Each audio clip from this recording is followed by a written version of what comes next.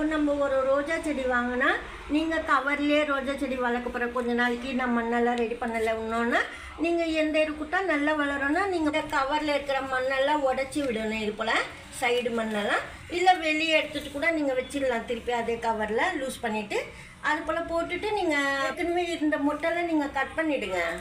Cut பண்ணிவிட்டு கோதுமை மாவு நாட்டு சர்க்கரை 2 தண்ணி கலந்துட்டு ஃபர்மெண்ட் பண்ணிவிட்டு ஊற்றிடலாம். இல்லை கோதுமை மாவு தயிர் நாட்டு சர்க்கரை இந்த 3மே கலந்து தண்ணியில் அப்பத்துக்கு கூட கொடுத்துடலாம். அதாவது எவ்வளோன்னா இந்த ஒரு சின்ன கவருக்கு நீங்கள் 30 ருபீஸோ இல்லை 50க்கோ வாங்கியிருப்பீங்க. அந்த சின்ன கவர்லேயே நீங்கள் மண்ணில் தண்ணி ஊற்றுற அளவுனா 1 ஸ்பூன் கோதுமை மாவு, ஒரு 1/4 ஸ்பூன் தயிர், கொஞ்சமாக தண்ணி கலந்து நீங்கள் ஊற்றலாம். நாட்டு சர்க்கரை போட்டு நாட்டு சர்க்கரை வந்து 1/4 ஸ்பூனு அப்படி கலந்து நீங்கள் செடி ஊற்றிடலாம். 1 ஸ்பூன் அளவு கோதுமை கொடுக்கலாம். இந்த கவருக்கு நல்லா வளரும்.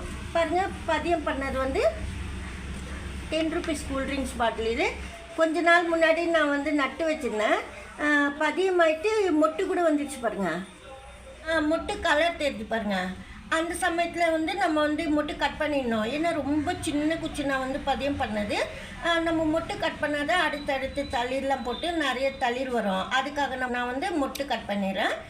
மொட்டு கட் பண்ணிட்டு பக்கத்தில் ஏதாவது சின்ன சின்ன கிளைங்கெல்லாம் இருந்தால் நீங்கள் கட் பண்ணி விடுங்க.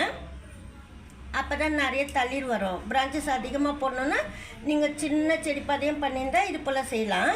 இல்லை கொஞ்சம் திக்கான பிரான்ச்சஸ் நீங்கள் வச்சு வளர்க்குற மாதிரி இருந்தால் பதியம் பண்ணது அதுக்கு நீங்கள் பூ விட்டுடலாம். வேணும்னா பார்த்துக்கலான்னு சொல்லிட்டு நான் ரொம்ப சின்ன பிரான்ச்சஸ் அதனால நான் வந்து பட்டு வந்து கட் பண்ணிட்டேன். ரோஸ் செடி எப்போவுமே நம்ம பதியம் பண்ணால் இது போல் மொட்டு வந்த உடனே கட் பண்ணி விட்டுடணும். அதான் நல்லது. நல்லா செடி வந்து ஹெல்த்தியாக வளரும். அதுக்கு சொல்கிறேன் நான்.